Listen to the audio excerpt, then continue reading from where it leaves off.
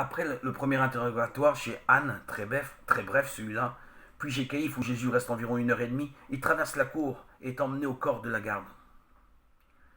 Et 1 heure environ s'étant écoulée, un autre affirmait fortement en vérité, celui-là aussi était avec lui, car il est galiléen aussi. Mais Pierre dit, homme, je ne sais pas ce que tu veux dire, et aussitôt comme il parlait encore, chanta un coq. Et le Seigneur s'étant retourné regarda Pierre. Luc 22, verset 59-61. Jésus restera donc jusqu'au matin entre les mains de ces brutes. Rien ne lui sera épargné. Souffrance physique, souffrance morale. Et les hommes qui le gardaient se jouaient de lui en le battant. Et l'ayant couvert d'un voile, il l'interrogeait, disant, prophétise, qui t'a frappé? Et il proférait contre lui beaucoup d'autres injures.